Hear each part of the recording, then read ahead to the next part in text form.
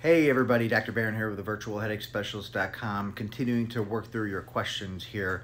So you hear this term often, optical migraines, ophthalmic migraine, ocular migraine, and it's really a grab bag term for the same thing. And actually it's a term that you should ignore and not use. It's not actually a classified diagnostic term according to the International Classification of Headache Disorders. So these terms are thrown around there loosely often. They cause a lot of confusion. And basically when you hear these terms, they refer to most commonly migraine with aura, with visual aura specifically. And visual aura is the neurologic event visually that about 30% of patients with migraine get, where they get lost vision, or they get flashing lights or zigzag lines or kaleidoscope or jagged edges, broken glass, strobe lights, flashlights. There's a lot of descriptions, and these symptoms visually last 5 to 60 minutes, and then classically a headache follows that event within typically an hour. Those symptoms again should last between 5 and 60 minutes for criteria requirements. And so this is a term that often refers to just migraine with aura, with visual aura. Now there's also people that can get migraine aura without headache. Sometimes these terms are used loosely for that phenomenon. It's still just a migraine equivalent called migraine aura without headache. So you get the visual symptoms, no headache that follows it. And then there's something that's rare called retinal migraine.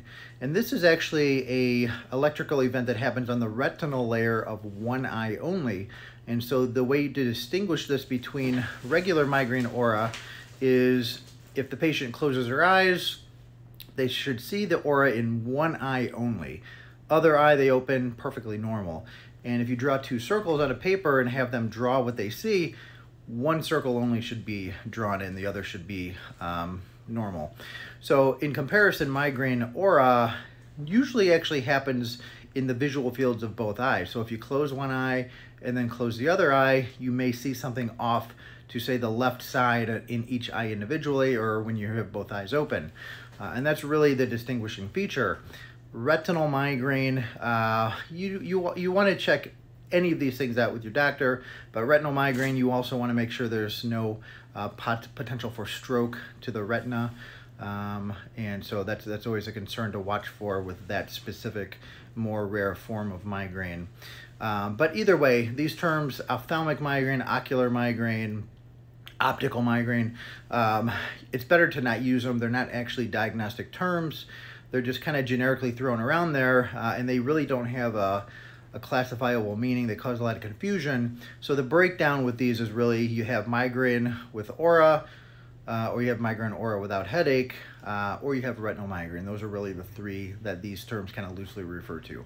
All right, guys, see you later.